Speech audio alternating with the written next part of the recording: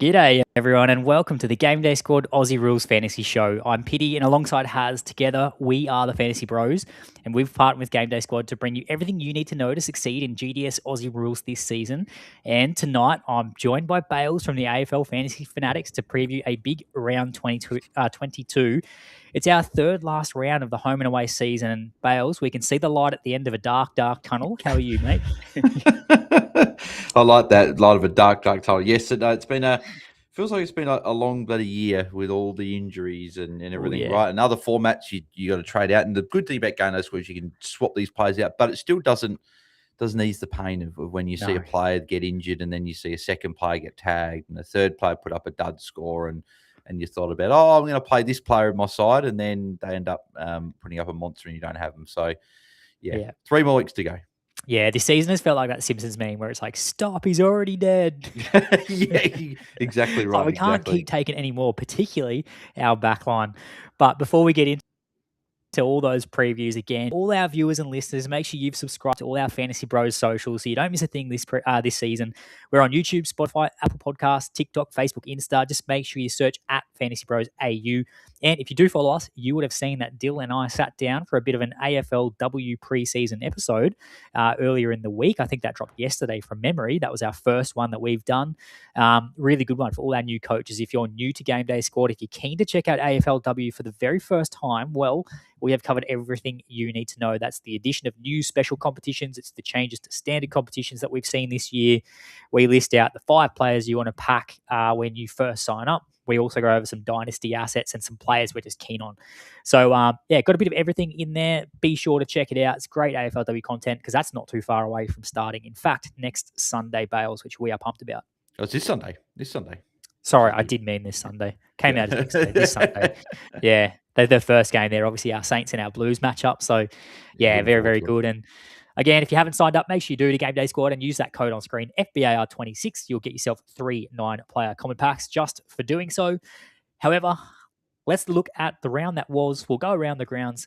Bales, in terms of we'll get into our stars and scars in a second, but just give us how you went in terms of your rankings across your standard and special comps, mate. What did your round look like? Just another middling round that it's been for a fair while. So 16th in classic, which is nice. Moved me up 1 spot to 8, so still in the prize card ranks, which is nice. Given the week that was, I remember you messaged me saying how surprised you were with some of the low scores on your field and how many there were. That's actually probably a good result. Yeah, which I was a bit surprised that with the 16th place there for the week, and then 17th in Contender, which isn't too bad. 91st in Challenger, which is really where my sort of leftover bigger cards go, and sometimes it pops for a top 30 rank, but most of the time it's outside the top 50 just because I don't have all the better players there. 47th for prime time, 87th for under 22s, and 33rd in this FantasyBros Sunday Showdown, which I thought was a bit surprising. I finished 33rd because I had a Diamond Riley Thilthorpe plugged in there, which was quite nice. But then again, I'm not surprised because I had Jack Steele and Chris Petrarca sitting in there. So they not too good. What is going on, hey? Like, those two started the season so well, and they have just fallen off a cliff. Like, I played them both as well. I think a lot of people did. So, it's amazing, isn't it? I don't want to talk about Chris Petrarca. I've talked about him enough on our pod for weeks, and he just.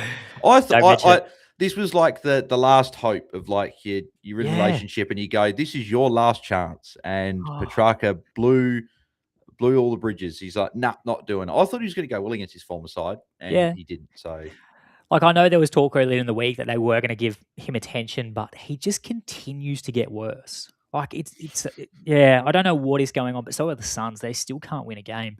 And it's not going to improve either because of they're out of finals. Why would they put Petrarca in the midfield full time? Like, they're going to play you guys like your Bo Adensors, your John Murrays, your Bailey Humphreys in there more, and it'll be still Raul, Anderson and Toot probably in there a bit, but they'll get those other younger guys in there, and Petrarca will probably be stuck forward in the 50, doing nothing but get maybe 10 handballs. Yeah, gee, it's not good, is it? You don't want to be picking that in your squads. Mate, not a pretty good week, actually, for Haz and myself. We, just across the board, probably pretty good. Like, I had 5 top 20 finishes across the week. The only comp I didn't place top 20 in was prime time, and I was 25th there. So, I actually had a pretty good week. I was first in Contender. That was my best finish. I like it. Fourth in- Pretty good week, and you finished first in a comp, mate. Congrats. That's yeah. I wonder what a really good week for Pitty would look like. Harsh, mate. Well, Good week. okay. Well, maybe it was a really good week. Yeah, first in Contender, fourth in Classic, 11th in Challenger, 11th in Sundays. Just seemed to, we're seeing them like beach balls there. Like even in Contender, I had Taranto at M7 and I faded Zach Bailey for a Jack Ross. So like my Contender team, I sort of knew as soon as the first game started on Sunday, I was like, oh, I've got this wrapped up. Like just the play, you're having one of those weeks where you just kind of go, it just, everything's sort of falling your way. And I was like, not many people would have faded Zach Bailey. I think I got a bit lucky there with that.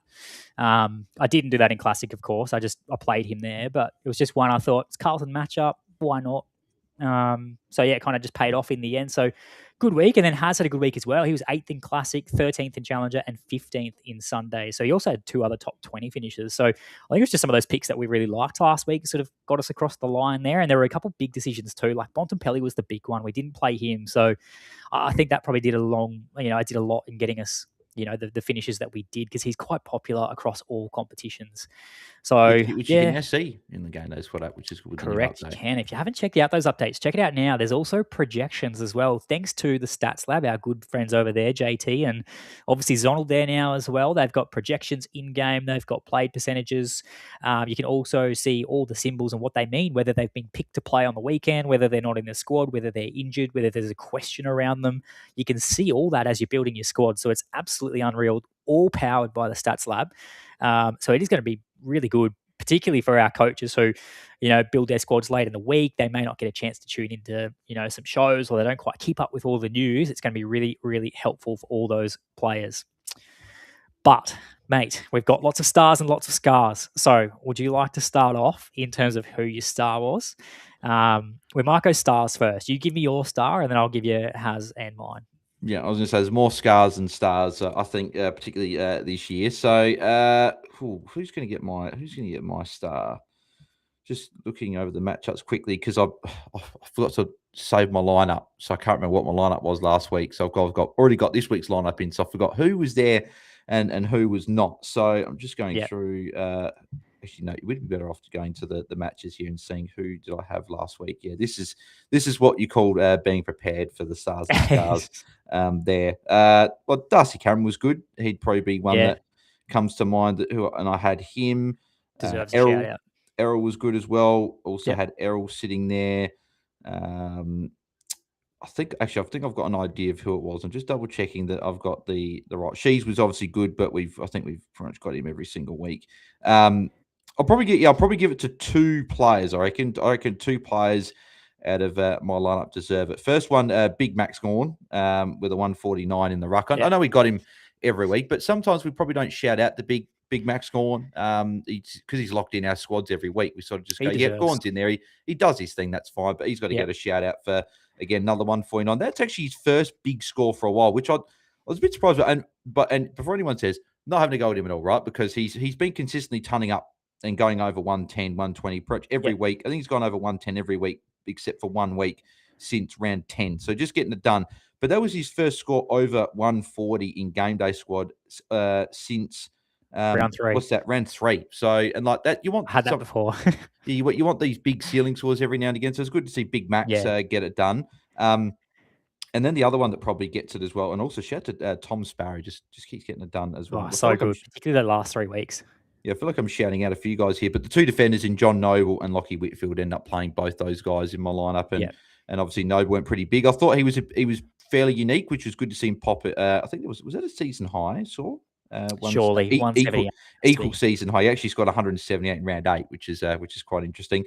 And then also Lockie Whitfield, who was good against Port, kicked his first goal since 2023, which was pretty good. It was a cracking goal as well. So a few guys in there. So, but I'll give it to Gorney and Noble, I reckon. And share the love. There were some big scores there. And that was Haz's star as well. You can see on screen, John Noble. He said that he only came into his side since Zorko and Miller were ruled out, and he delivered that massive ceiling game for him. So 34 disposals from 25 kicks, 10 marks, but he also had 7 tackles, and he got a couple of free kicks as well for holding the ball. So he was just in everything there, and you love to see it. Another defender for me, mate, my star for the week was Josh Dacos. Now, with our backlines in absolute shambles, this was actually a last-minute decision for Haz and I to bring Josh Dacos in. And that's why I've got Haz there on screen. You'll see that he's my star for the week as well, because he actually messaged me when we had a few of those outs on the Thursday night, and he said that, he goes, hey, what about Josh Dacos? Like, it's when we got these two late outs. And I sort of went, well, there's no Braden Maynard. So I actually don't mind that. It's at the MCG. He's going to be pretty popular. I was like, what's he scored? Yeah, I was like, what's he scored against the Cats? Oh, good record. I'm like, oh, why have I not looked at this anyway? I guess because it's probably not a matchup you typically target. So I went, yep, chuck Josh Dacos in. And I went, you know what? I'm going to actually put a silver in Classic. I was like, I'll put a tiny bit of salary on him because I think that I actually got really keen on that matchup in the end. Now, I didn't predict that Jeremy Howe or Harry Perryman were going to go down with injury, because once they did, his scoring really took off. So, yeah, 134 from him. Big shout out to Josh Dacos. He got my week underway really, really nicely. But, yeah, you can see the scars on screen, mate. I'll give you a second, because I know you've probably got a few that you're going to absolutely fire off in a moment. But for Haz, he had, Luke Jackson and Jordan De Goey were his two scars. He was 50-50. Now, I also am partly to blame for the Luke Jackson decision, because, again, this was Friday night. We were sitting there and we were kind of going, does Max Gawn have the ceiling? We just mentioned he hadn't showed a really big score for a while, and he's going into a tough Gold Coast matchup, whereas we thought Luke Jackson might have that ceiling. So we went, oh, look, let's just go to Gawn. Like, we'll just do Gawn. He's just safe. Let's just lock him in. So we went to Gawn, all right? And then 15 minutes before bounce, we're watching the footy, and Tomahawk comes on, and he goes, Luke Jackson's going to have a big one. And he's like, he is my, star for tonight. It's going to be his game. It's his night. He's going to dominate. Rah, rah. And we both saw that. And he put a message to me. And he goes, it's got to be Jackson. And then, and I was like, okay, I ticked it off. I was like, let's do it. Because we kind of both do the same thing. And so we both went into the app. We went to go change it. And he goes, okay, I've got him. By the time I opened the app, it loaded my contender team. And I didn't realize. And I was trying to swap for Jackson. I'm like, hang on. This is my contender team. And so I was like, well, I don't want to do that in contender. I want to play Gawn in contender. So I went back to my classic side, went in there, went to change Jackson. By the time I went to get to Jackson, he was locked out and I couldn't pick him. And I was like, well, I'm rolling with Gawn. And obviously, you know how that turned out in the end. So it was a scar for Haz, unfortunately. And then my scar was Zach Bailey against the Blues. Bit disappointing, but so was the Lions' performance. And in fact, before I quickly get your scar, mate, a couple in the chat as well. Good to see Roscoe in there. G'day, Roscoe. Nice to see you, mate, tuning in there from Supercoach Swordplay. TCB's got this comment here as well. His late minute switch from Taranto to Bont was a big scar. That is a massive scar, mate. And that's a really big swing that is so unfortunate. Yeah. You would not have thought that possible, like in any dimension. But 2026 you do. 2026 fantasy this year. Believe it, yeah. 100%, mate. But who's your scar? Oh, geez. Get ready for the. I'll just get it. I'll keep it short and sharp. Lockie Ash, not good enough. Just not getting it done. Bailey Smith, like I was confident he was going to get the Allen tag, so I should have just faded him. But I thought, no, it's Bailey Smith. You could still pop us in, so I'll leave him in there. And no, that didn't work. Bont as well, that didn't work. Zach Bailey I had as well. Callum Mills was a unique that I went in a match against the Saints. He didn't get it done. And Noah Anderson. So I think that my scar will be playing a gold Baz, gold Bont, and gold Anderson. Like when you put salary on three guys that don't do much, particularly obviously Baz and Bont, who went really bad.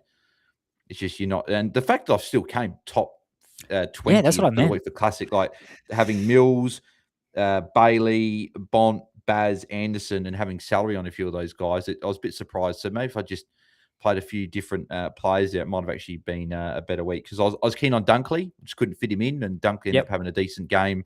It's funny, right? Because GameDay Squad doesn't reward playing it safe, if that makes sense. Like it doesn't reward just if you think someone's going to get a tag and you play them anyway just because they're highly selected. That's not how you're going to win it at GameDay Squad. And some weeks I go against it and I go, yep, I'm just going to play it safe and do it, and it costs me. But then some weeks I'll go, no, stuff it. I'm gonna fade this player that's highly selected and play this other player, and it works. So it's like, so you just got to pick and choose which ones you fade, which ones you don't. Which is why fantasy is always so hard to predict week to week. Absolutely. this year. Definitely this year. We got a few more in the chat as well. Maxie Hansen, g'day, mate. Great to see you. He said his biggest scar was Bont as well. That's a common theme, and I think that's probably why you still did really well in those rankings too, because I think a lot of coaches would have played. Yeah, Bont and Baz were in pretty much everyone's got him, and same as Zach very Bailey as popular. well. Absolutely. Star for him was his rucks, Decam and Gorn. Very, very solid. Yeah, the same. Very nicely done. Yeah, and g'day to Arnie Booger and g'day to Nate Daddies as well. A few of our regulars. So, mate, how come it comes up with like Arnie Booger and Nate Daddies says hand pink waving? It says like hand pink waving. Why doesn't it just come up with why doesn't it just come up with the emoji? It's weird. I've always noticed that. It doesn't actually come with the emoji, it just comes up with the words. But anyway. Maybe they take time to write it out. Who knows? Yeah.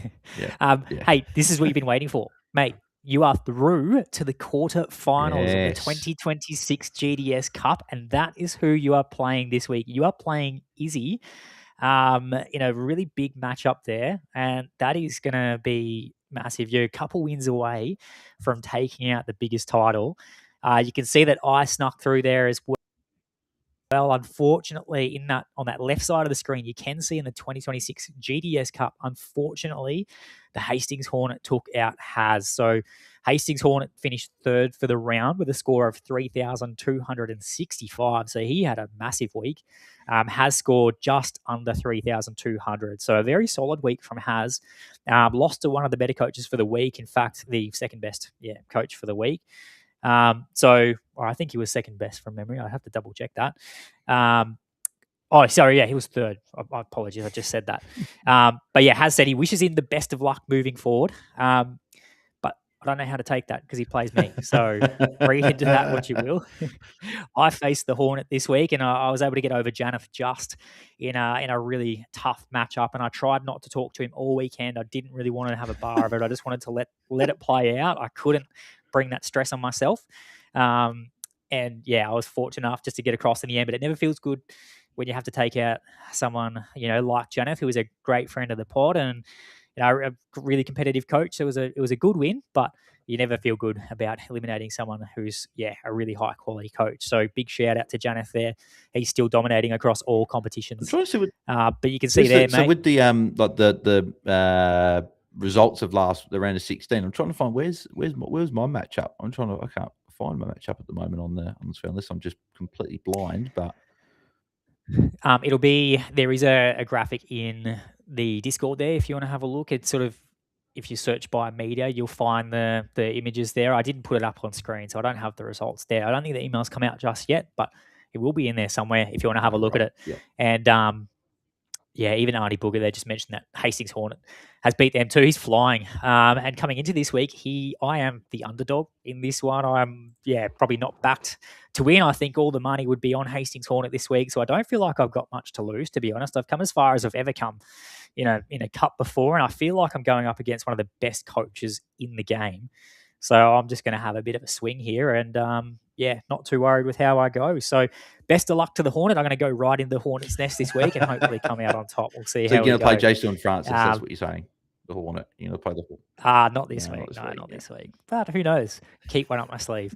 And as you can see, mate, Izzy, you're playing Izzy this week, but Izzy's also through in the Sunday Showdown. And in fact, in the Sunday Showdown, Haz and I are both through in that one as well. We're into the quarterfinals. So that was pretty good for us. We were happy. I had a very close win over Zonald, actually, in fact. And I said I didn't want to talk to Janeth all weekend. Well, Zonald was posting updates live of our matchup in the Discord at like the quarter time break and the halftime break and the 3/4 time break. And I was stressing out because there was about 10 points in it at 3/4 time.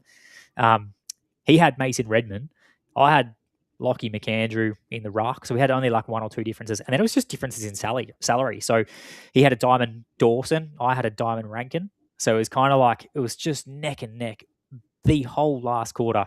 And I was just one of the, it was just a bit of luck in the end to come out on top. So big shout out to Zonald there. I was fortunate enough to get over the top. And Haz was able to get over the top of Janeth as well in the Sunday Showdown. So we're happy with that, both into the quarterfinals there. And again, the Constellation Cup is still on too. So I haven't seen an update just yet about who's in front for that, but there's still money to be played, even if you're not in that quarterfinal. The two things. Picture. One, that's why I got confused because I saw round of 16 results, but I forgot that was for the Sunday Showdown. I thought that was round 16 of last week for the actual cup. And I was like, where's my matchup there? But I was like, no, that's not my matchup. And two, I'm still salty I'm not in the Sunday Showdown because I remember taking out that week when the Easter Monday, I think it was the Easter Monday one, and I played all the players and I came first and I didn't get in. So I feel like I should be compensated. I can't remember you mentioning that before, No, I Babs. don't think I've mentioned it. I don't think I've mentioned it at all, ever. But I'm going to mention it again. Yep, still salty. But anyway, alas, we keep moving. Nah, yeah, very, very stiff. But yeah, look, moving on to the round that is ahead, round 22. Again, we said it was our third last round. We're coming towards the end, and then we kick into the final series. So it doesn't quite stop after this. But as you can see, our Stats Lab primetime fixtures, Thursday, 6th of August, we have Dogs up against the Roos at Marvel, which will be a big game.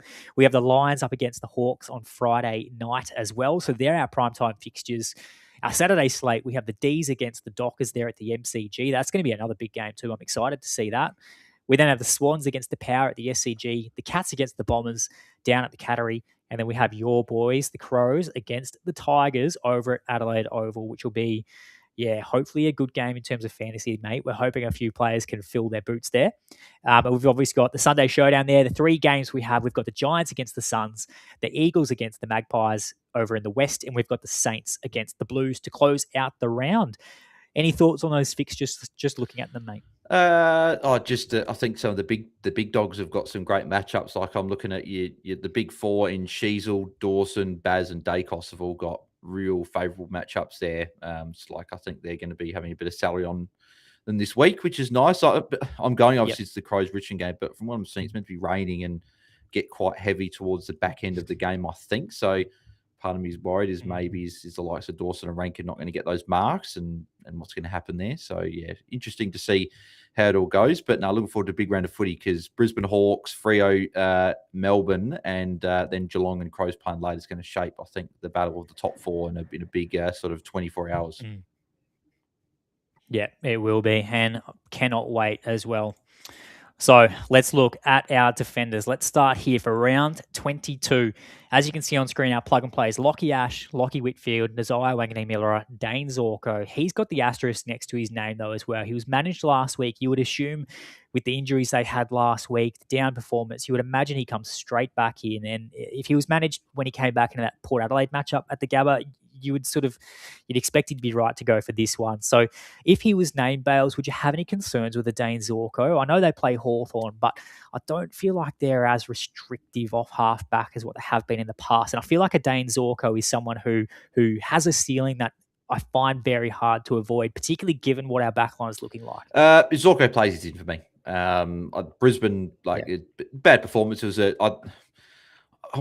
once-off in terms of that bad a performance, but they have given up a fair few points. I think, what was it, 8 times this year, 100-plus points, and I think they only did it 3 times last year and 2 times the year before, 4 times, or something like that. So they've been leaky a few more hoods, but I think Zorko needs to be there. We've seen that. I think part of the reason why they've struggled in defence this year is because Zorko's missed, right? When Zorko plays, Brisbane are such a better team. Like, he's a guy that he's 37, but you're like, you need to go on again because he just keeps playing well, but he's just had a couple of little niggles this year that he's had to deal with, and they haven't tried to rush him back. And so I think as long as he's playing, he's in. Obviously the risk, he gets an injury early in the game, and that's it. But obviously, GameDay Squad, the good thing is protected a bit by the 23rd player. But if you've noticed this year, Pitty, is that when we've had 23 and you think, oh yeah, one player's put up a dud score, that's fine. Then we have 3 or 4 guys followed up with dud scores, and you're like, well, it doesn't matter which one drops off. They've got a few bad ones, but now Zorko's in. I think Whitfield, Nasai, I think the other 2 plug and plays, but Lockie Ash, he's the one a plug and play because of the lack of defenders, right? But I feel like if we Correct. had your Sinclairs and your Rosies and guys like that still there, and we had other players that didn't drop off like an Archie Roberts and they were still performing high, he'd be a guy in the conversation of we're not playing him because his form has been pretty average, right? So like he's still averaging 123.5, which is why he's going to be still so highly selected. But like, and again, he's turned up in every game. Really, I'm just having a look. So he's turned up in every game this season, right? Which is still great, but it's just they're not the same heights as like what we saw earlier, right? So since he had a 137 in round 14, 110, 109, 107, 137, 105, 120, 103. So 2 scores are decent, but just some middling scores, like just hundreds, right? And we're probably thinking you're complaining about a guy getting 100. It's not a big deal, but it's just trying to send a rocket. So Lockie, I know you're watching. We need you to get these 120s for us, these 120s, 130s consistently. Yeah. I think Gold Coast is a good matchup, so I think he can put up a decent score here, but he's just been a little bit off, like 20 points off the last probably couple of months. Yeah, exactly. And I think that he's one where in those recent weeks you've wanted to sort of have lower salary on him. Yeah, exactly. That's another and good try and point. load Yeah. up on other players. So yeah, I think he's still there for exactly the same reasons you mentioned in terms of what the backline looks like in 2026 and who we can pick from. But there's every chance he wouldn't have been there if we've got other players like a Connor Rosie, a Jack Sinclair that we could be picking from. So yeah, I mean, I think those four I'll be playing this week. Again, Zorko's the one. We need to make sure he's named and see what that looks like. But otherwise, he's probably coming in. So in terms of the other three, Jarman Impey, Tom McCarthy, John Noble. Now, Jarman Impey, I know Bjarne asked this, and I can see this comment here in the chat from Arnie Booger as well. When does Jarman become a plug and play? I am actually not sure he will be a plug and play this year. He's not sorry? in for me, Impey. Yeah, so he's just he has to be an option because when Carl Amon's not on the side, which we'll talk about Carl Amon in a second, when he's not in the side, Jarman Impey has the keys to the back line, right? We've seen that the last 3 weeks. But can I just remind everyone as well, like let me just pull this up here. He's on screen as an option because of what he has done in the past 3 weeks. He will be popular. He has a ceiling. Carl Amon hasn't been in the side. So he's there for that. His last 3 games have been the Kangaroos, the Bombers, and the Tigers. He's gone 139, 176, 165. So I do want to flag they are 3 matchups, yeah. green matchups for opposition defenders and designated kickers. He has had a huge market share of points in the back line for the Hawks. So this week is probably where it's a bit different. He now comes into a pretty tough matchup. And in fact, the Lions, they are the second hardest over the past 3 weeks. The highest score against the Lions in the last 5 games has been a 115 GDS points from Liam and it's Duggan. at the Gabba as well. It's at the Gabba. His last 2 scores against the Lions are 75 and 88. And there's also talk that Carl Amon, he's actually returning this week. I think he was meant to be training today, Wednesday, with the hope of playing this week. So I think for me, I'm actually not looking at a Jarman Impey this week. He probably shouldn't even be an option, right? We probably should have somebody else. But I think we put this together sort of at the weekend. We didn't know about the Amon news there. And then we thought he'd still be a really good discussion point for everyone to hear as well. Because I think, it's one that I've definitely cooled on and I'm probably not looking there. So I don't think he's actually going to be a plug and play, unfortunately. That's my answer to that. It's Brisbane at the Gabba. That would already be a potential for a fade anyway. But obviously with Impey back, with Amon back, that Impey just doesn't have that same ceiling frequently when Amon's there. So, and Hawthorn aren't a team where it'll be 1 or 2 guys that just score big. It's normally a collection of players. And obviously with Amon out, Impey was the big receiver of that, which meant he was able to get that big market share and put up those ceiling scores in favourable matchups. So, yeah, for me, I'm not as keen. Tom McCarthy, I'm not keen on really either personally. Just I know the matchup's great against Collingwood, but Marcus Herbert, Herbs and Spices, he's the guy. He's the guy back there. He's racking it all up. Well, yes, but have you seen the kick-in data as well? McCarthy's still the main guy. I understand that. And it's against Collingwood. Yeah. McCarthy just... Yep. I don't know. And maybe with defense, I haven't considered more, because we got so many bad options back there that we can, not bad options, but we get you know what I mean, right? We've got a lot of the top guys aren't there anymore. We're having to look out. Consider outside the box, right? But McCarthy I don't know. You're probably a bit more keen than I am, but he's just not really a guy that strikes I want to plug him into my side. I'm just having a look at what's his scores in bin. I think I'll put him in my Sunday Showdown squad, obviously, because I think it's a great matchup and it's obviously on the Sunday. But yeah, I just want to have a look. So what's his last scores been as the GameDay Squad app is not loading my side. But he was a bit disappointing last week against the Tigers. Only the 98 GDS points. So I played him last week. I'll take a 98 in the back line there. That was okay. I felt like with Tom McCarthy there was room for a ceiling. So if I'm disappointed with a 98 from him, it's not bad. He comes into another good matchup. So I was just thinking, if I'm keen on him last week in a good matchup, he has a good matchup again this week at home. And his last couple scores against the Pies, mate, just while you check through his recent data, he's had 119 earlier this season against the Pies at the MCG. Last year, he had 117 GDS points against the Pies. They're the second best matchup for his early career. Obviously, he hasn't been playing for too long. And they've been conceding lots of scores to defenders. We saw Stewart 110, Miller 130, Newman 107, Zeke Euland 172, Noble 155. There's been points there. I just feel that in a week where I'm not super certain on those defenders to round out my side, I actually do like the look of a Tom McCarthy. And we might talk about a Jake Bowie in a second, for example, that he's a point of difference there on screen. The difference between maybe a Tom McCarthy and a Jake Bowie is that Jake Bowie has the Freo matchup, which I think he can still score well in at the MCG. But I think the Collingwood matchup at Optus is a better matchup comparatively for a Tom McCarthy there. So I do like a Tom McCarthy. Yeah, and I was just looking at his actual recent scores, to be fair. It's probably a bit surprising. I probably just missed it a little bit quick than what I did. But yeah, 98, 112, 99, 123, 93, 88, 153, 118, 119. So really, it's pretty like decent numbers, right? I feel like, I don't know. I probably get.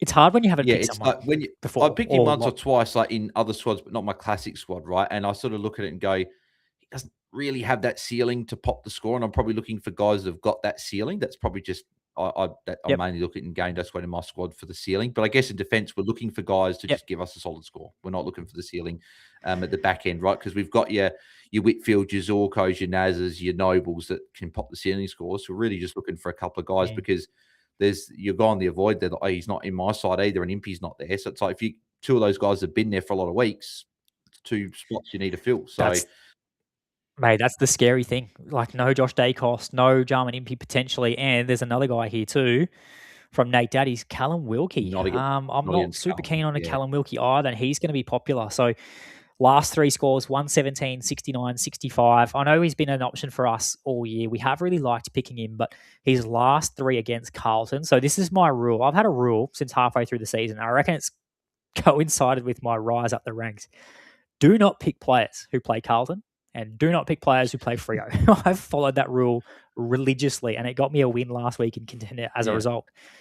I'm not picking Callum Wilkie against the Carlton. I'm just going away from it. Wang is different. Wang will just do Wang things, you're talking. Right? You're not picking guys against those teams that aren't uber premiums, like the Nazas, the Dacosses, the Bazes, the Sheezes, those sort of guys. Yeah, exactly right. And his last three scores against the Blues, he had a 114 earlier in the year, which is good. He had an 86 last year and then a 38 in 2024. So probably I wouldn't read into 38. He's not going to do that, but it's just one where you talk about a ceiling and he's shown a poor score in a tough matchup.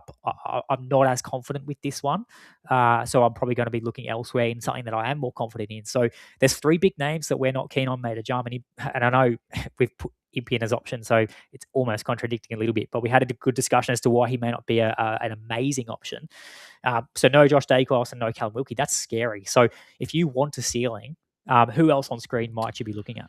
Well, I've got Callum Mills sitting there, but again, he probably is really like Tom McCarthy, right? He's not going to give you a ceiling score, and he's probably not going to give you he's been pretty average the last couple of weeks, right? Which is probably I was going to say he's not going to give you a bad score, but so his last two scores is 76 and 78. Like that's pretty bad. But like before that, he had a 126, 106, 117, 116, 118. So it's on a decent little stretch, and he's got Port this week at the SCG, which I think is a decent matchup for him. So I think I'm backing him in regardless of the bad last couple of weeks. I think he'll respond with a better score. Like Noble, I've got sitting there as well. I think this is a good matchup against the Giants, so he's sitting there for me. It's so hard not to play him after last week. I think the Giants, Brisbane, and St Kilda matchups that Noble's actually got to come. He actually went over 140 in every one of those games throughout this year in GameDay Squad, which is showing he's got the ceiling against those three opponents, which even when you hear Brisbane, it's probably a bit surprising. So I think Noble's someone I'm pretty keen to start. Jake Bowie's the one that I've considered. It's really been so a lot. I've had Naz, Ash, Whitfield, Noble, Zorko as the five that I've had that I've been pretty keen on. And it's the last two spots for me that I'm still not 100% sold on where I'm going at the moment. Yeah. And I've got both Blakey and Mills sitting there currently as the last two spots. But can you go two Swans? I think you can. Well, the thing too with Callum Mills, he played a bit more through the middle last week. He had 34% CBA. So if you want to pick two Swans, you're essentially picking one who is playing predominantly behind the footy. In a Nick Blakey, he's got that running role of halfback, that designated kicker. And then Callum Mills, he's been playing off halfback as well, but he had 34% CBAs last week. takes the second most amount of kick-ins. His last 3 games against Port, 118, 112, and 172.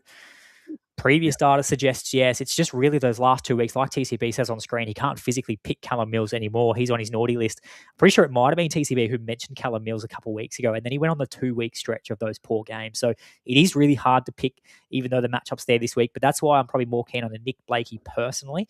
I think if you want a ceiling, I think it's Nick Blakey. He had 136 GDS points last week against the Saints. His last 5 games, he's had scores of 136, 110, 91, 105, and 112. That just highlights his ability to be pretty consistently, scoring in that back line. 6 kick-ins last week. Next best was Mills with 2. And his last 5 games against the Power, scores of 117, 109, 109, 92, 91. I do want to flag the last 2 games against the Power. We have seen Dane Zorko go over 150. We have seen Lockie Whitfield go over 150. It makes me want to pick a Swan this week who can go over 150. And exactly. And that's why he's sitting there for me. And I feel like out of the 2 Sydney guys, he's the guy because he's got the ceiling. Because I'm looking at Callum Mills' scores here. So his highest score was actually that 126 he scored 3 weeks ago. He had a 125 in round 8. They're his only 2 scores over 120. So it just makes me think that with Callum Mills, if you don't pick him, he's not going to. It's a very little based on the season data, right? Again, any player on any given day can score a massive score, right? But based on the first 21 rounds of data, the ceiling score is not likely. And it's not going to, like a 120 plus score is not likely. And if he goes at 120, it's not by a lot. So again, famous last words, but that's why. So he's sitting there for me currently at the moment, but that's really just because I was like, I just want to put the 2 Sydney boys in there for now. But like Bowie's in the mix against Freo. And I've actually got 2 guys that aren't on your screen that are also in the mix. And these 2 guys. Does one wear black and white? Actually, no, that's not. Actually, no, there is 3 guys that there is one that wears black and white, and there's the other 2 wear blue and white. Dan Houston, Houston with Jeremy Howe, out, and Josh Dacos. The reason, so we'll touch on Dacos as well. The reason that Dacos is a fade, and I know Pitty's thinking the same as me, he'll get the Milan Murdoch tag. You can lock that in 100%. The only positive for Josh Dacos, but I'm still not going to play him, is that he went to some CBAs last week. The hope is he goes back in there this week if he's getting tagged and can then get away from the tag. And that's probably why I'm not going to play Houston, because there's a chance that Dacos goes into the midfield and Dan Houston gets the Milan Murdoch tag if Dacos is playing in the midfield. So that's my concern.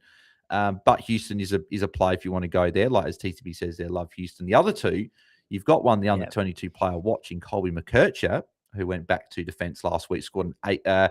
He had an 80 in the other formats. But what was his score in GDS? I don't know if you've got it there for me. I'll get that for you.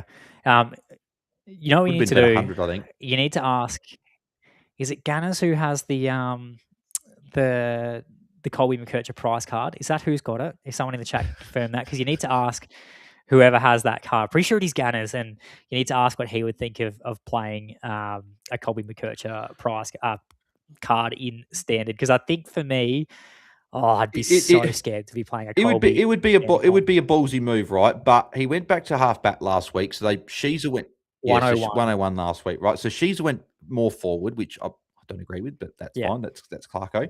And Parker went more into the midfield, which meant Colby went to half back, and Colby obviously scored the 101. And he's coming against the Dogs, which, if you love a matchup under the roof, it's the Dogs for defenders. So that's a great matchup. So last year against the Bulldogs, Colby McKercher had 32 disposals, 9 marked, kicked a goal, and had 147 GDS points, if my math serves me correct. So it could be a good play there as an option. Could be a round. The other guy I'm probably feel a bit more comfortable with, even though we probably don't agree with he should be there, is Caleb Daniel. Yes, it is Caleb. Caleb Daniel. He doesn't sit in there for me right now, but he's still averaging. It's there, averaging 105 for the year. So like 99, 96 in his last 2, 100, 66, 86. So his last 5 are pretty disgusting. It's been a few. Actually, no, you know what? I'm not as keen anymore. I know it's a revenge game, but like those last 5 are disgusting. He's got the ceiling. So if you want a real pod, it's one of the North guys. But I think his last 2 against the Bulldogs, 107, 105. Yeah, so like, do you want to be a bit risky with one of these 2 guys? It could really pay off, but Clarko flips the magnets round like there's no tomorrow. So like, that's what puts me off. Yeah, I feel like Colt. And that's a good comment there. Yeah, Waldor's back in for us. Parker will go down back. Yeah, that's actually a good point. Yeah. Yeah, it's risky. Under 22 for Colby's definite. He's pretty much locked in there every week anyway. But yeah, if you want to go a bit risky, one of those two guys or Houston, I think you could. But yeah, I think maybe you stick to one of those ones. It's funny, we're talking this through. It's just, yeah. It's good. I reckon that's what's really helped me is when we do talk through like this, it helps me then finalize my squad, and I can sort of rest easy on the weekend knowing that I had ticked these all off on a Wednesday night, and then Teams comes out and I make some late changes and I ruin the week. Now, Arnie Booger, fading Impy. Watch this space. You'll have a blind now. That's how fantasy works. That's how this year's works. Yeah, and embrace it. It's 2026. So Jake Bowie, just before we move on, obviously Christian Salem coming back in is interesting to see how that sort of works. We saw Salem had the poor score last week, but he should still be a really solid option. One you could be looking at for your back line, but I think it's probably a combination of these players to round out your back line there. Mate, any final comments before we move on to the mids? Because I feel this is the line that's going to take the most amount of time. No, we can go to the mids. I just think it 45 minutes we've been on. We're just finished the defenders, so I think we'll get crack into the mids. I think we did this 2 weeks ago where we did like it's the intro, it's the how the week went, it's the cup update, it's the therapy all that sort of session stuff. before the defenders is a big chat. The pod, because our backline is just wrecked at the moment, so that takes the most amount of time. But I feel like the mids, the rucks, the forwards this week, I almost just went bang, bang, bang, and I'm pretty.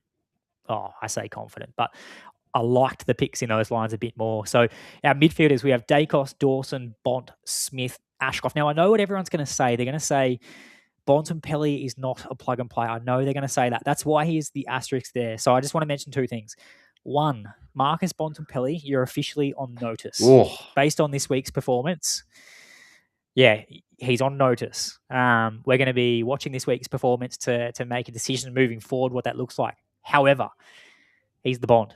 He has earned a spot in the plug and plays for a reason. He's a fantasy jet. And even before last week, he'd gone 130, 130, 130. Yes, he'd been tagged a couple of times this year and dropped some poor scores, but it's the Bond. I'm going to back him in to bounce back. He also comes up against the Kangaroos. And if you just want to know what he has done on the Kangaroos, it's quite good. It's incredible. So I know that Finn O'Sullivan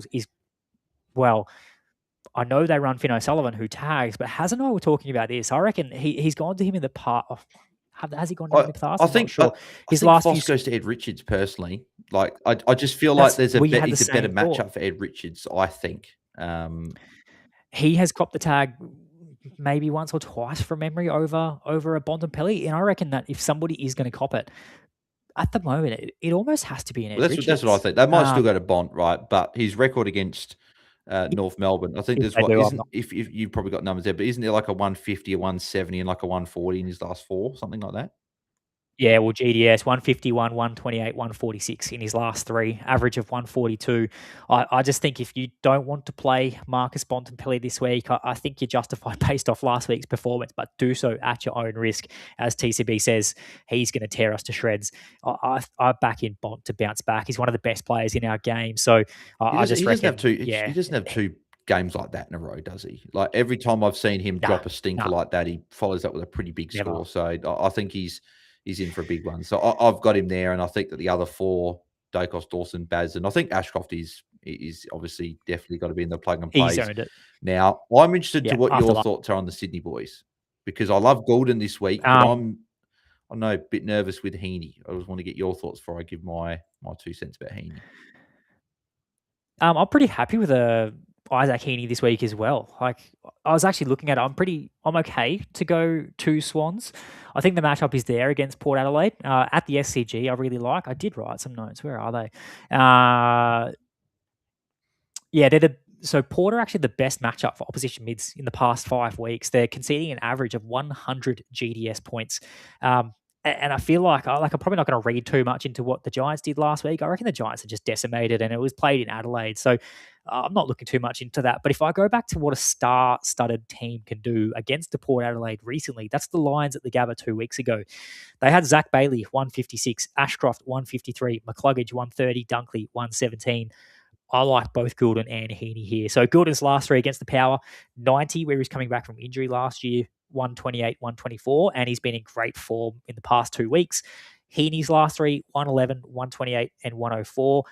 He had a 138 before that. I just feel like both of them are going to cause them so many headaches at the SCG. And again, Heaney's one I've turned to a lot this year. I'm pretty confident in what he's going to give me. So I like both a Heaney and a Goulden this week. I think you could also go just one of them. I think you could pick one like a Goulden and look at filling out another option that you're keen on, because there are a couple of good matchups this week.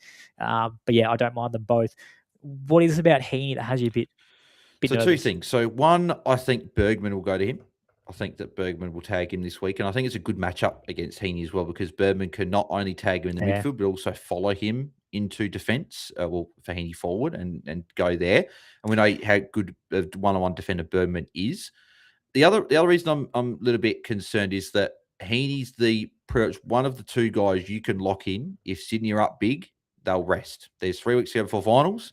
I think that's the other thing we've got to consider as well with some of these players that, so for example, like a Dawson's lock for me, like he's not moving, right? But there is a chance, 10 minutes to go against Richmond at home, if it's going to be wet late in the game, that he sits the last 10 minutes. Because why would he play if the Crows are up by 6, 7 goals, right? Same with Heaney. If Heaney's sitting up 6, 7, 8 goals late in the game against Port, even though they might not be, because Port have been competitive most weeks. Last couple of weeks, they haven't been as good there. But I feel like Heaney there's a chance he could rest, but there's also a chance for tag. So for me, that's why he's currently not sitting in my lineup at the moment. But Errol, I love this way. I think Errol could have a monster in this one. This could be Errol's second big ceiling score in his last 3 weeks, because he obviously went big against the Giants. So hitting form. That the game last week against St Kilda, what did Errol have on the weekend? It was like, wasn't it like a 120, 125, something like that? 130, 131. That could have been a 140, 150. A few frees against where he should have kicked it. So it's obviously a 5-point turnaround instead of a -2 and getting a +4. So a 12-point turnaround, because it would have been 4 points for a kick instead of getting a -2. So it's a 12-point turnaround. Could have been a lot bigger. So I think that this week against Port, I think he's a big chance to go big. Yeah, okay. So did Bergman go to Clayton Oliver last week? Is that what happened, or what did they? I'm not sure. Have they used him in that recently? I'd have to look back at that, but Oliver didn't have a very good game, so you'd probably say that he probably did, right? But I didn't watch it. I didn't watch it. Heaney's in a different bracket when it comes to Oliver, based on how they're playing now. And Heaney's the sort of guy that gets tagged, he could still go 110, 120 anyway. It doesn't matter, right? But he's done well this year. Yeah, I just think when the mids, there are so many good options this week, right? If we're already saying Dawson, I was about to say Dawson, Dacos, Dawson, Bont, Baz, and Ashcroft are in. That's 5. You put Errol, that's 6. You got one spot left, right? So it's like, is it a Heaney or is it one of the other options we got on the screen? Yeah, so if it's not a Heaney, because he's one that I felt would be pretty solid. I think it's a good flag to raise, like a Bergman going to him. I'm probably still just going to back a Heaney in, to be honest.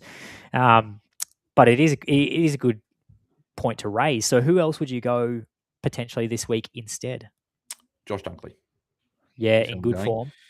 Very, very good form. So he had a 4-game stretch of 91, 86, 70, and 99 from rounds 10 to 13, right? And so a week before the bye, I think Brisbane fans have obviously known this from Dunkley saying that they'd, I think the actual phrase was, had a lot of honest and big conversations within the group during that bye week. And he had a 108 before the bye, but since the bye, when they've come back, right, and we know Dunks does this, right? He does this every year, and we don't really consider him too much until like a little bit later in the year, but he does it every year, right? So from round 16 onwards, 148, 131, 86, I'll talk about that in a sec, 150, 117, 127. Big scores there.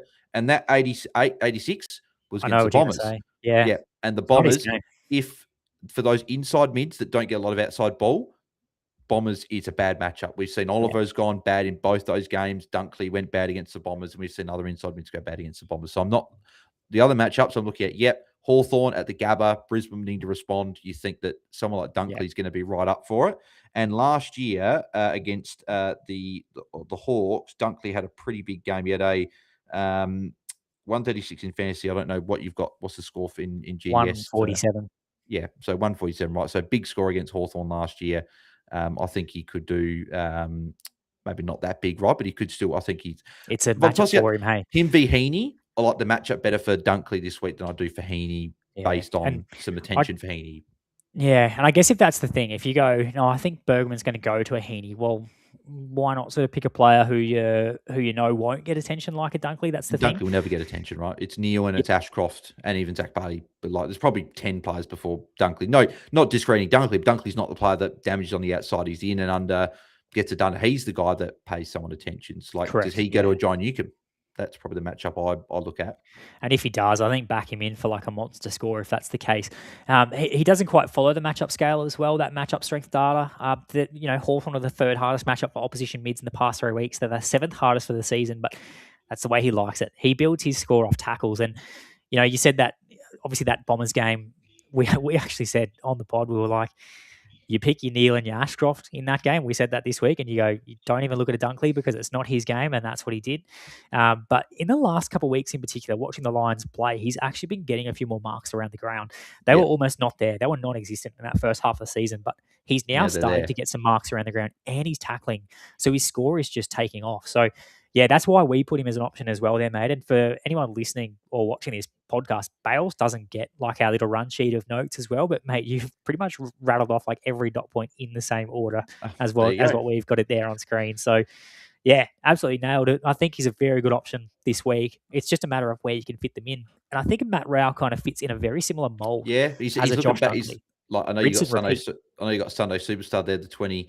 No, Sunday Superstar. I was thinking that it was 2025 Brandon, but you talk about the other guy's probably very likely to get there this year. Yes, but Matt Rao is back in. It looks like Brownlow form. Speaking of Brownlow medals, he looks back into that form. Like watching a bit of that game against Melbourne on the weekend, and he was back to that. Getting those clear, and when Matt Rowe's getting those clearances and bursting away from stoppage and no one can tackle him, that was a big reason why he won the Brownlow medal last year. And he got so many votes, right? Is doing that. And it 149 last week, only had the 9 tackles as well to get there, right? We know Matt Rowe can get double-digit tackles a lot of the time. Up against the Giants this week, you probably feel it'll be Oliver versus Rowe at the stoppage. And I think that could be a great matchup for Matt Rowe. So he's again someone that if you want to go for a bit of a pod, I don't think he's going to be too highly selected just with some of the other options this week, but he could be someone that could pop a score. So don't mind him as an option. Yeah. Last 3 games, 149, 116, and 140.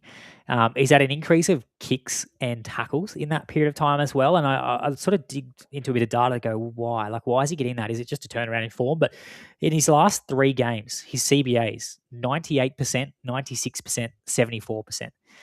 3 weeks prior to that, 52%, 62%, 56%. He's around the source a lot more than what he has been leading up to that. And the Giants in particular, let's not forget, they just conceded 145 points to Horne-Francis, 128 points to Bergman, and 122 points to Burgoyne, all playing through the midfield. Yeah. And I think there's a case to say if you're picking a son, it's Matt Rao over Noah Anderson at the moment. Oh, 100%. Not a question at the moment based on form. Anderson's the one that's getting some attention. Bedford could go on it. Bedford won't go to Rao. Rao will just ragdoll him all day, right? So I think if Bedford's going anywhere, it's Anderson, right? So, and Bedford's tagging. So that's why Anderson's not on the avoid list this week, but I'd be avoiding him based on the potential of a tag. There, Heaney wouldn't be in my void camp. I think still Heaney's a deep because Heaney can get it done in other ways, right? Whereas Anderson relies on those cheap little kicks that he's getting. There, he's trying to do his best Will Ashcroft impression from what I've been noticing last few weeks. But circling back to Heaney, I've been pretty keen on him all week, mate. But you're actually now getting me to think about this. I'm not concerned about the Bergman, but it's a good point you raise around if we expect them to have a good win, it's the rest factor plus if there's any potential of a tag. Like there's a couple things there for him as much as I like him, whereas Dunkley's not getting rested.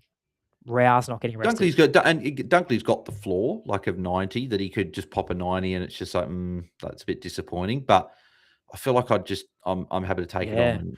So it's it's an interesting one. I think that last midfield spot this week, I think it's Heaney v Rao v Dunkley for what a lot of people be considering. Like Oliver's an option, but popped a bad score last week. Could you trust him? But Gold Coast a really good matchup for inside mids. Sam Berry actually could be a real pod because if it's going to be a bit wet, there could be a bunch of tackles there. But obviously he's not confirmed that he'll be back this week. I think he's a test. I think he will be back. I think so. Not and then definitely you're not. I don't think we'll put him Merritt back in until round 24 at best. Back-to-back tags coming up. Mullen will go. I think Mullen will go. A few people probably will ask the question, why would Mullen tag Merritt? It's only Essendon, right? But Geelong play a system where they want to just keep doing what they're doing, and that Geelong have got what Essendon, North Melbourne, Richmond in the last three. So like they're not going to come up against a team that's going to give them too many concerns in terms of opposition players like individually. But they're going to go, Mullen, we'll keep you in your tagging form. So go to Merritt this week, go to LDU next week, and go to Taranto in the final game or something, just to keep up the tagging to get ready for finals. And I think it's just one of those things like, why would you take that risk? Like, if you know it's there, if you know it's likely to happen, we've seen what he's done on mids in the past. Like, why? Yeah, why would you take that risk? I do want to flag Zach Merritt last year against the Cats, round 22, 155. I do just want to mention that. And Mullen went, and I think Atkins tagged him in that game, if I'm not mistaken. So Atkins went there. So I think Geelong will probably think that didn't work. So Mullen will go there. Yeah, I do want to mention that. But I'm just not super keen. That's all. Now, Arnie Booger as well. Taranto has been in good form. Yes, he has been in good form. Probably not wanting to pick a Tiger against the Crows over in Adelaide. If it was not Adelaide, I liked him last week in that matchup, but probably not so much this week. Although he has been in good form, and although he probably could put up a good score again, I would hope so, because it's good seeing him do some really good things. Any closing thoughts just on the midfield line, mate, before we move on? Well, just saw that Tagger Finn just said Dawson due rest this week. I haven't heard anything about him getting a rest, but I have heard that they're like the Crows will manage a few. I think it's more Lachlan McAndrew will be rested this week. I think Riley O'Brien comes in for there, and there might be a few other guys. I don't think Dawson gets rested because the Crows can't afford to drop a game at home. And I know that they're not likely to drop the game against Richmond as long as they play well enough, but Crows need percentage as well. That's the other thing, right? So it's like, that's why I'm not. Crows aren't going to mass rest, because Crows, they're in a bit of a spot where they need to make sure they win, but they also need a bit of percentage, because if they lose to Freo, which you'd expect them to next week, other teams will catch up that percentage and maybe steal that fourth spot. So, I think Dawson will play this week. But, there's a chance he gets rested. And in that case, we might be able to play Heaney and Dunkley. Yeah. Imagine that. We'll see. I'll see what happens at teams, hey? Yeah. All righty. The Rucks. I don't think we'll spend too long on here. Easy for me this week. Go, Is it the same for you? Gawn, Cameron? Probably. Gawn and Cameron, yeah. I think it has to be, right? Like, if you sort of look at Max Gawn, he's coming off a score of 149. That's his first score over 140 since round 3, like we mentioned off the top of the episode. Yes, it's a tough Freo matchup. We do acknowledge that. But his last 3 scores against Freo have been 145, 138, 133. It's at the MCG. Big fella's looking dominant. I have not. At 145, that 145 was against Freo this year as well at the G. That was, round 2. No, not the G. Sorry, at Optus. Sorry, this one's at the G, which he even goes even better at. So, Gawn's locked. You can't not. He's a clear number 1 ruck. You got to play him. And Dusty Cameron, who's I think the clear number 1 2 ruck at the moment. He's maybe in the form ruck of the comp. Yeah, exactly. Maybe the last 2 weeks, a bit of a question with the matchups to come for Darcy Cameron, but how can you not play him? His last four games, 131, 120, 154, 138. And that 138 was on a short week where I know a friend of the fantasy community, Drew Jones, obviously Goat Fantasy, was saying that he was sore. He wasn't training a bit last week because he was sore, right? And he still came out and punched out a 138. So, like West Coast, I think the second best matchup for Rucks on the year as well. I think for me, he's in. Yeah, last 3 scores v West Coast, 143, 115, 105. That 143 was round 11 this year. So hard to go away from a Darcy Cameron after what he did last week. And when you look at the other guys, like you got Grundy and English there, right? Grundy v Sweet. Sweet, not touted him up, but beat him in that last matchup at Adelaide over this year, and it's still a bad matchup. And Tim English up against Tristan Sherry. Yeah. So it's like 2 not great matchups. And then we're obviously avoiding Marshall because TDK's there and Jackson just because the rest possibility late in game and also against Gawn. So it's like it really leaves 2 rucks this week for me, I think. I don't know if there's any other options we're looking at. Yeah, I think it has to be those 2. I think you could go at Grundy, but I think we just talked about how Grundy's one they might look to manage late in a game, like we spoke about with a Heaney, for example, if they are him and Heaney are the 2, yeah. Yeah, they're the big ones. We saw them sit like for ages. So if it's not a good a really juicy green positive matchup, and there's a likelihood of him being rested at the end. I just don't love it. I haven't loved watching Brodie Grundy this year when I've picked him in a squad. He just hasn't looked like the same player. He had that patch, sort of not start of the year, but sort of like ran around gather round, just before gather round, for like about a 6-week stretch where he was absolutely amazing. We played him every week, but first couple of weeks this year, and then pretty much in around the buys around there, he isn't like, I think, didn't he have a week off and like ran 12 or something like that, like where he missed. And Laddams came in, yeah, and Laddams came in. Since he missed that week, I don't know. He had that one big game against, I think that big game against Steen when he went down against Collingwood.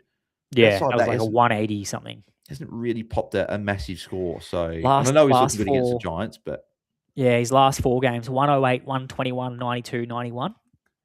Doesn't scream pick me in a tough matchup, which Port Adelaide are. Yes, it's at the SCG, so that's the home factor and probably why you could look there. He had 109 on them earlier in this year at Adelaide Oval.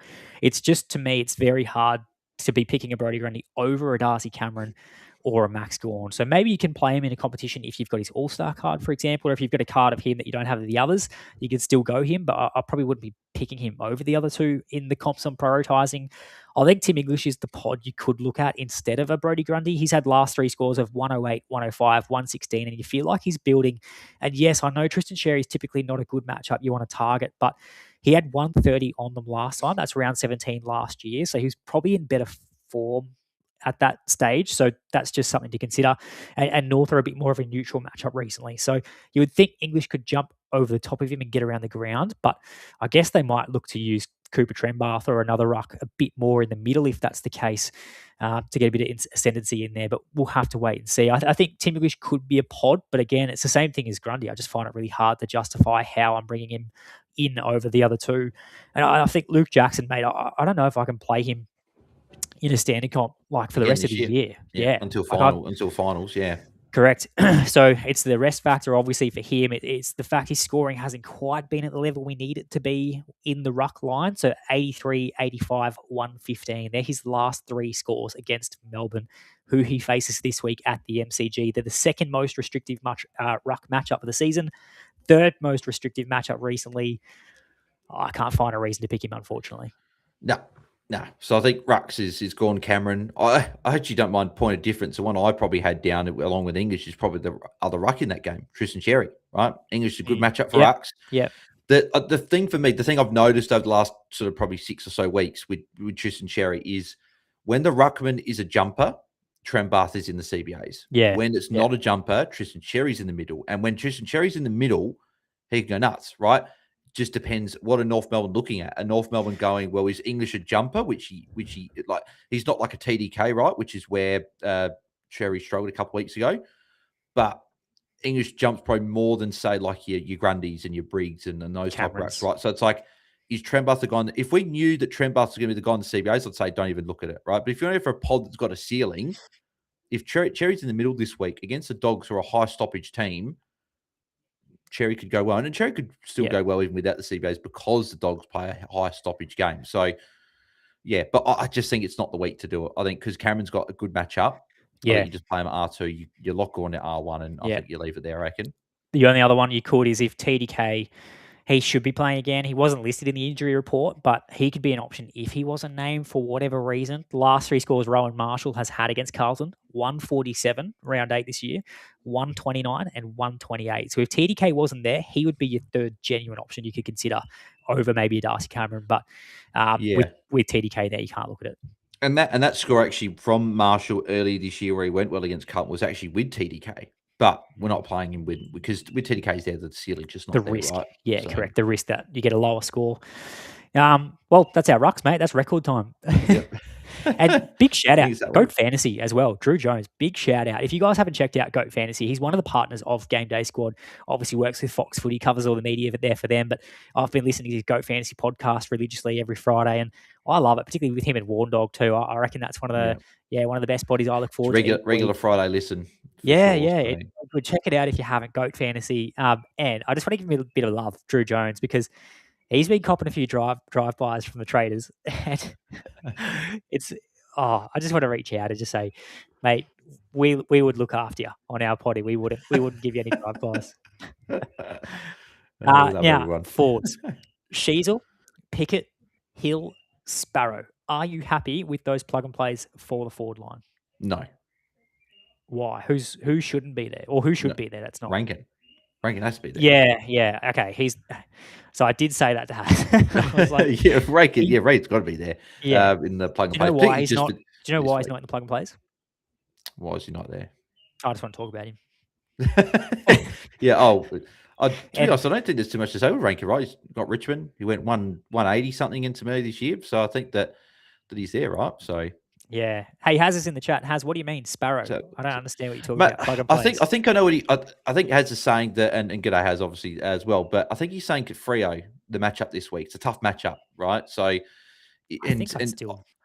a lot of people don't have a bronze sparrow. Like I don't have a bronze sparrow. I got a silver, right? And do I want to play a silver sparrow, or do I want to save that salary and play on another player and play someone else like Zach Bailey to respond this week or something like that?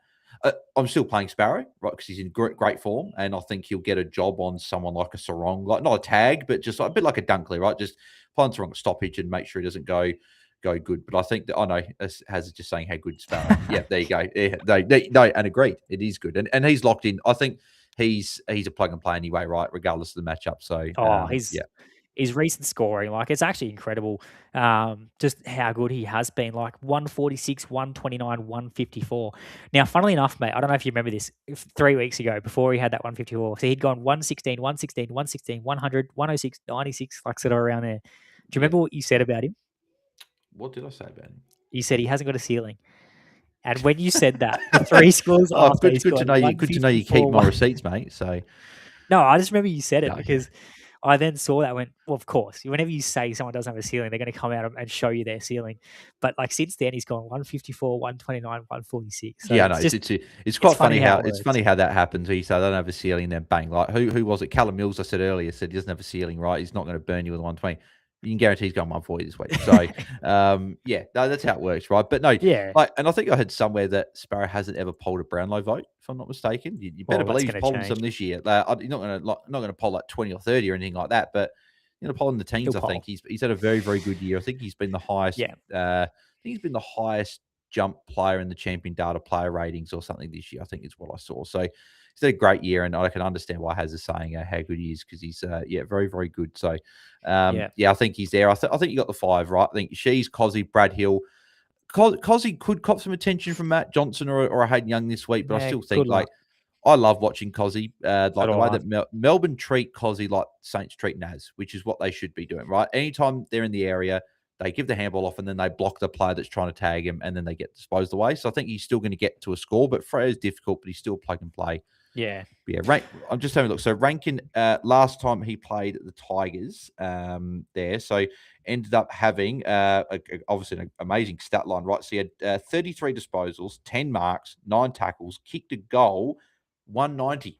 And if you had a gold on him, 228. So I think the rain probably takes a little bit of that ceiling off this week if there is rain expected there with the marks. But again, it could be like against Sydney. I think he had a 105. 30 touches, only 1 mark, only 3 tackles, right? So you think maybe a few extra tackles. Well, he has been tackling. That's the thing. Like I know you just mentioned like his tackle numbers. That's the biggest difference I've noticed with a Rankin this year around the midfield is that he's getting his tackles, he's getting his marks. Like he's building his score in so many different ways. He's not goal reliant. He can rack up the footy, and he's just such a bit like Cozzy. Like if he's around the goals, gee, he's so dangerous. And I think as a forward in GameDay Squad, I think you can't leave him out. And wanted to talk about him. Mate, I love him. I really do.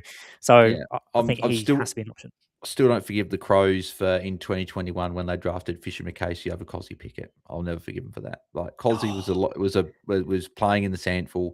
He was right there. You could have had a forward line. You could have had a forward line rotating 3 of Rankin, Cozzy, and Rochelle. And we might get Zach Bailey possibly next year. So imagine those 4 like this.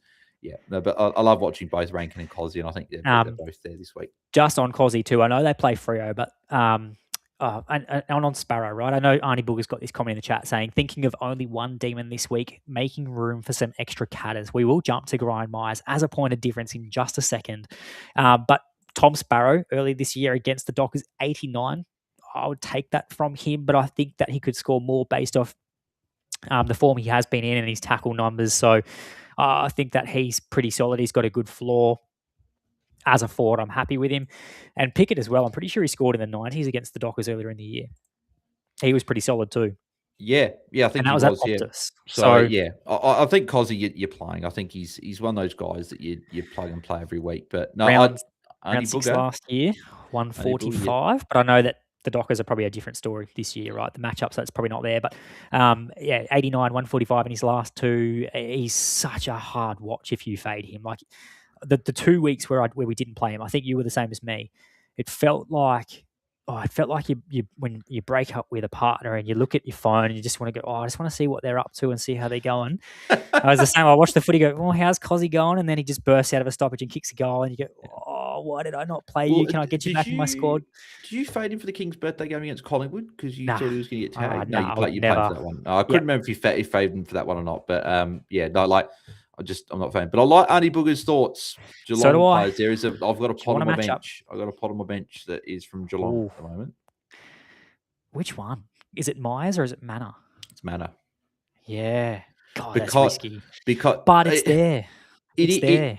Manor is it is risky, right? But at the same time, I don't know if it is, right? Because so Manor this year has had, I'm looking here, so he's had how many games here? So 1, 2, 3, 4, 5 games this year where he scored multiple goals, right? So he scores in those games. So 97, just going through here. So he had a 97 there, 99, 93, 160 when he kicked 5, and then 157 when he kicked 4. He when he kicks multiple goals, he's got a ceiling like not many of the forwards have got. And that's what you want.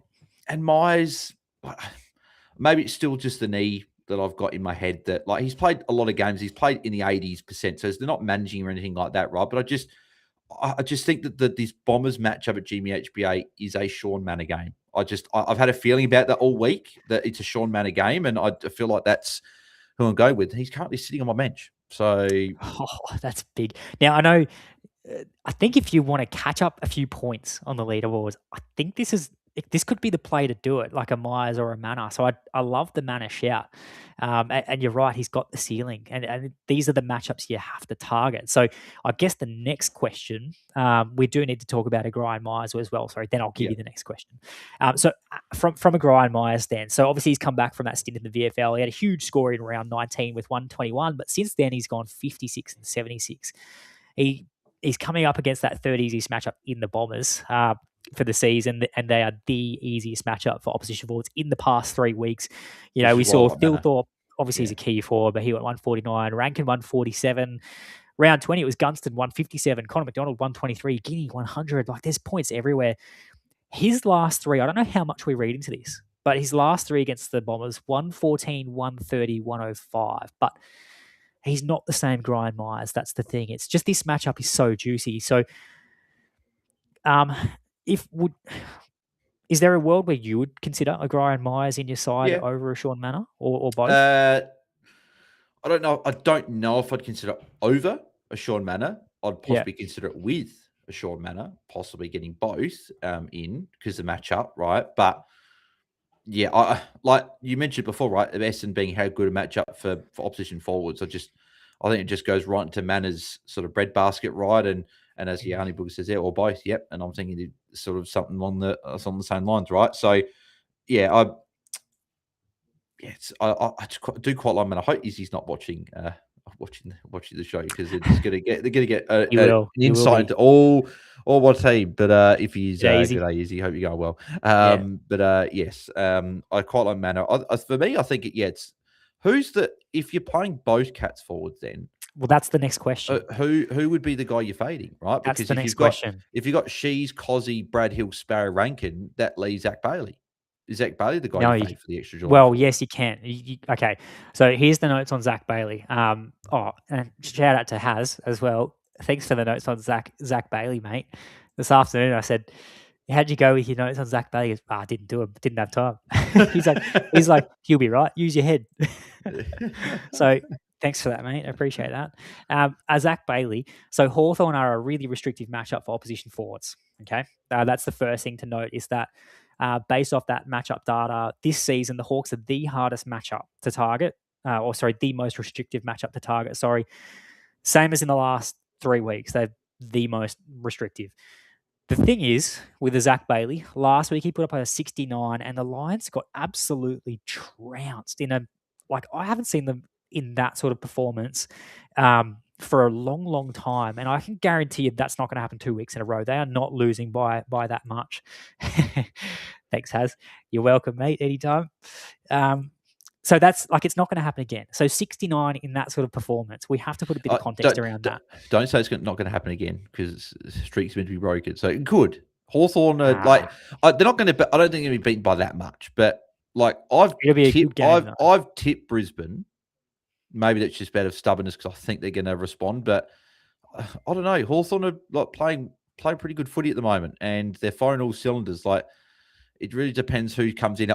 For me, I think if McCluggage is in and plays, which is what we're hearing, he trained this week and he should be playing, that's where I might be concerned. I might fade Zach Bailey to play the extra Geelong forward because since McCluggage's been back, that's where we haven't seen the same big ceiling in tougher matchups, right? Because Zach Bailey's still the guy if they got an easy matchup. I think, what was it the other week against, was it Port Adelaide? You had a 150 or 140 or something. What was it? Yeah, 156. 156 against Port with McCluggage there, right? But Port are a different matchup to Hawthorn, right? So I feel like the ceiling might not be there, but is Zach Bailey worth fading for one of the Geelong forwards? Is Zach Bailey worth fading for a Grind Myers type? If you're looking to chase up points, the answer is yes. But I do just want to mention and shout out to Maxie Hansen there. I haven't seen the Lions beat that badly since May 24th, 78 points against the Giants. Thanks, Maxie. I appreciate you bringing that one up. Before last week, 69. So he had gone over 100. He hadn't dropped below 100 since round 13 against the Suns, where he hit a 93. Before that, 130 against the Dockers, 99, 94. I think if Hugh McCluggage is in, I don't think you can read into that too much.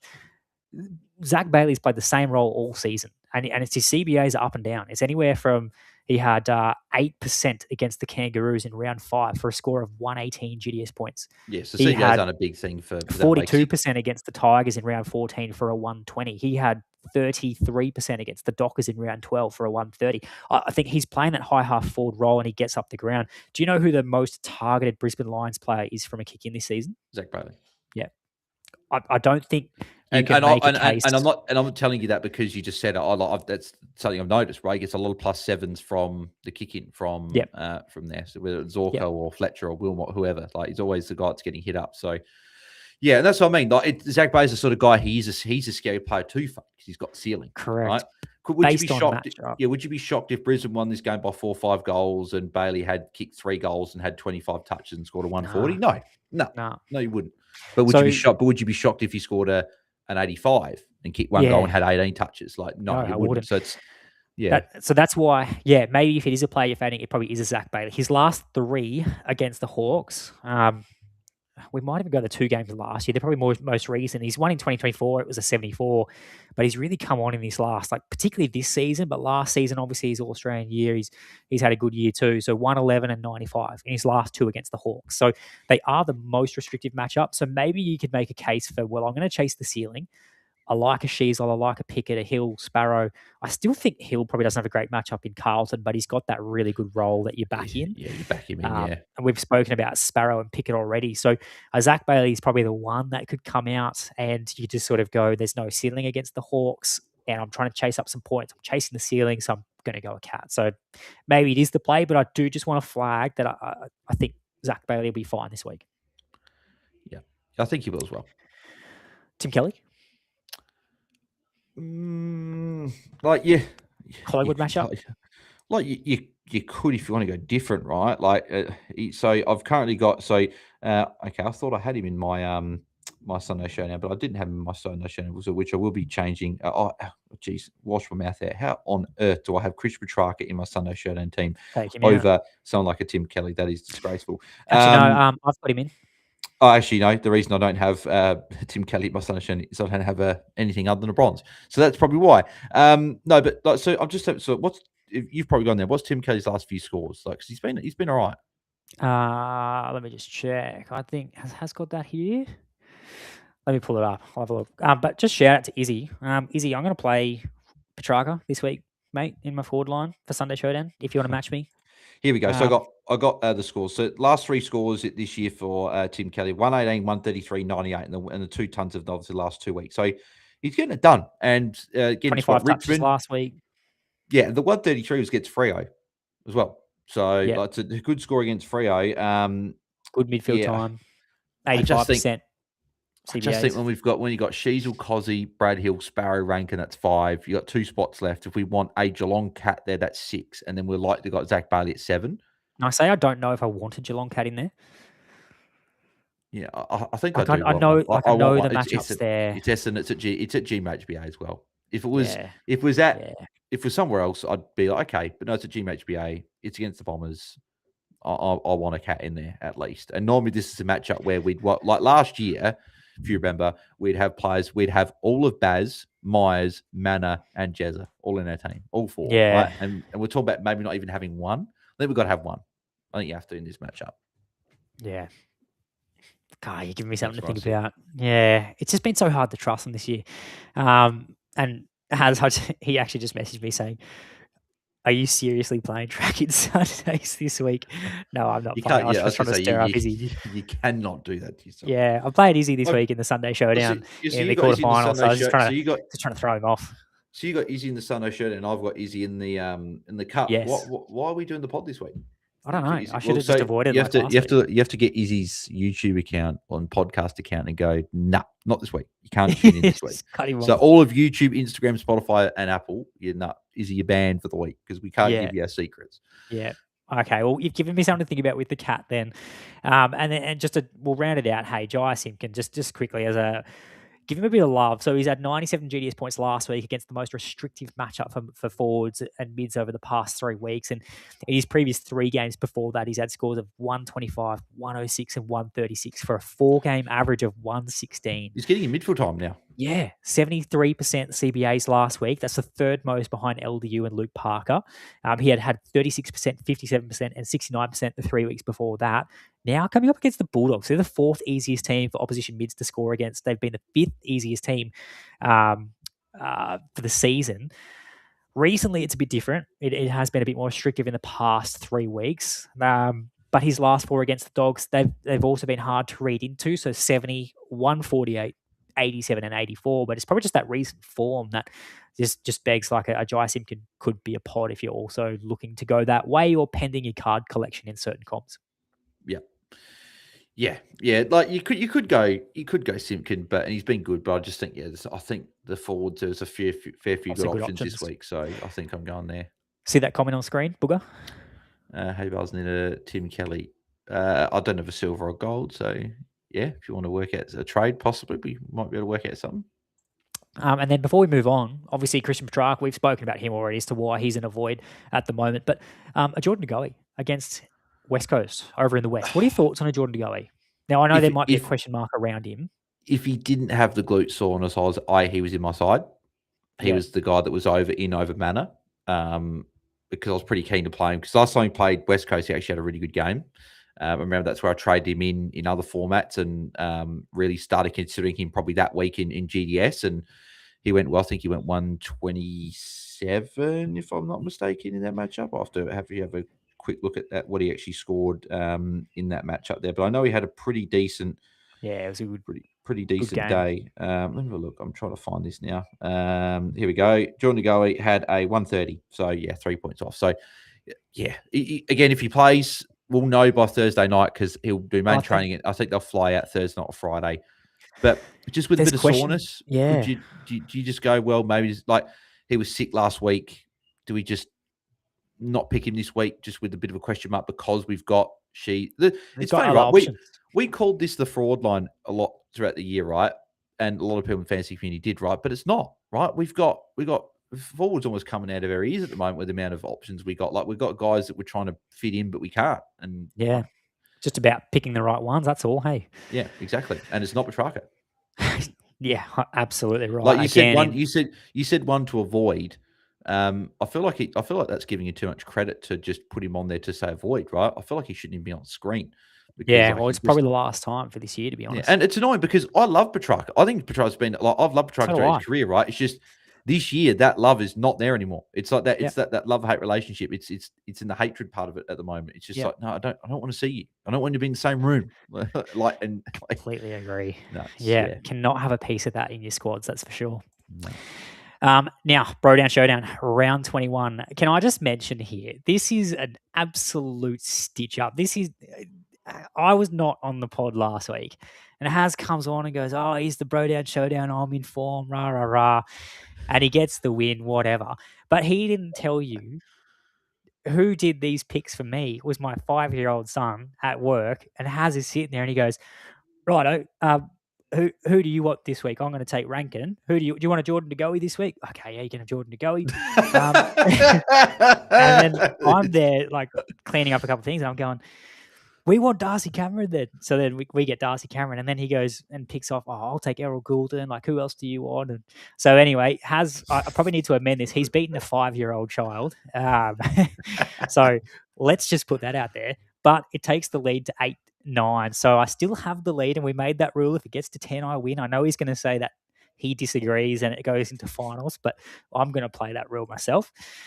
But here's the... Oh, actually, I didn't even do the wheel. So those who selected I've got you on our wheel here. Let me just share that screen. I was just going slow. I can't see the wheel just yet. Timo, now I can. Arnie Booger.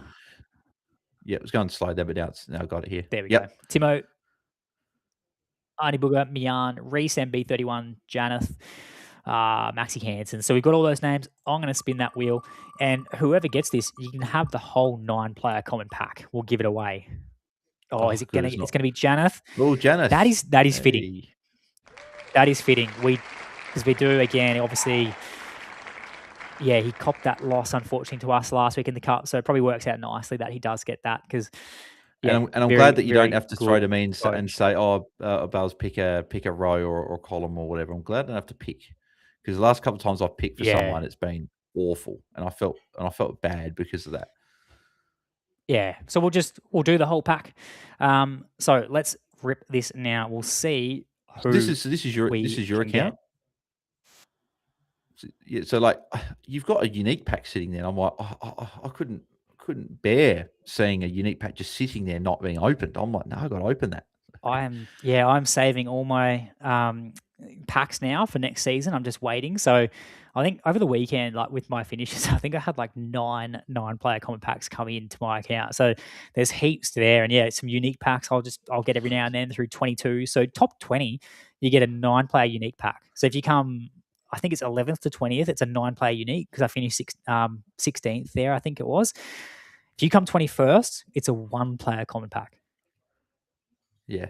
And if you get finished a couple of spots up, then you get the more. Yeah. So you were doing that guy in during FIFA Ultimate Team of the season, you would have saved up 250 packs, and you would have opened all one team of the season's out. Whereas I would try my best, but I'd sometimes just fall in the trap of opening one or two, and all of a sudden, instead of having 100, I'd only have 30. So yeah.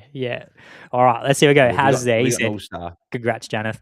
No All-Stars. I think they're refreshing in the next 2 weeks, or the next couple of weeks anyway. We're going to get our 2026 All-Stars, which is so exciting. But these were the pack codes we were given at the start of the year to give out. So they're All-Star packs, but there's no All-Stars. There's no All-Stars. Okay. Right. So it's just a 9-player common. Correct. Yeah. So let's see how we go. I'm just going to rip them here. So we've got a Cooper Sharman. Going straight into it. A silver Sam Berry. That's pretty good as well. And then we have a gold Jake Kolajasny. Not the John. What else do we have? I didn't even look the rest of the pack. So silvers and golds. Silvers and golds here. All right. Oh, hey, that's who we've spoken about. Silver Nick Blakey. Not bad. That's a good one. Oh, Sam Durham. Yep. Gold good Sam dynasty Durham. one to Take put that. Away. Tom Spahari. That's the silver. Nice. Oh, this is actually a pretty nice one, actually. Sam Cumming. Another good dynasty one.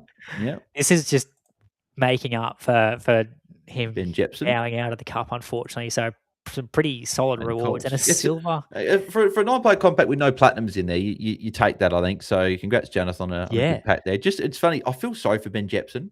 He's always the one of those four guys that played. So he had like Nick Dacos, Noah Anderson, Matt Round, Ben Jepson, and like the other three are like one's a club captain, one's a Brownlow medalist, one's another very likely Brownlow medalist, and could you go down as one of the best we've seen. And then you have Ben Jepson. So I feel bad for him that he's there. Yeah, it is stiff. Janeth, hit me up in Discord, mate. All those cards are yours.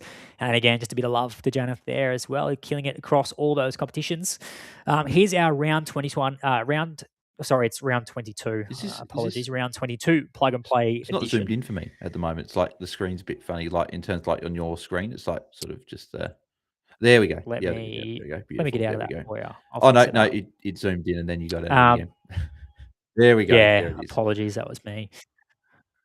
All right, so plug and play edition only. Now we've gone defender, mid, and then we just went 2 utilities. You could pick any other plug and play because the forwards were not great matchups. We just went. You can just go any ones there. So we've got Lockie Whitfield for me versus Wanganeen Miller for Haz in the midfield. Jordan Dawson for Haz versus My Bailey Smith. In the utility spot, this is the best matchup of the whole week. It's Harry Sheasel for Haz versus Nick Dacos for me. And then in the other utility spot, it's going to be a Bontempelli for Haz versus a Zorko for me. So Haz is making a late charge this year for BroDown ShowDown. Get your comment in the chat. Who do you think is going to take out the round 22 plug and play edition BroDown ShowDown? And Cossy Posse, he's got his comment in there already. He's going Haz. Arnie Booger, not Bont yucky itty party. not a fan of Bont. Sorry, it took me a second to read that and figure out what was happening there, Arnie Booger. And go for me. That's good.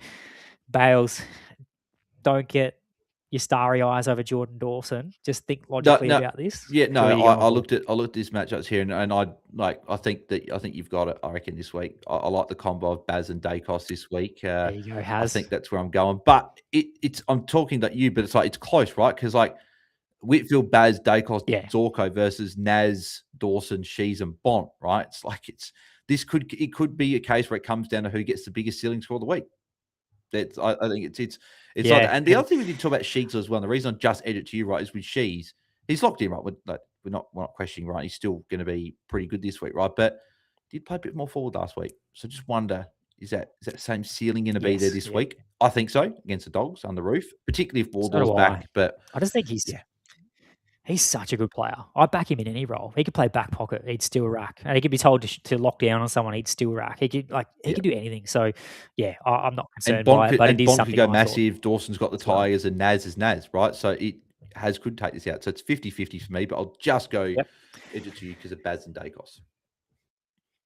I like that. We haven't done a plug and play edition too, so it should be exciting. And Silver Pigeon, g'day Silver Pigeon. He's going Haz as well.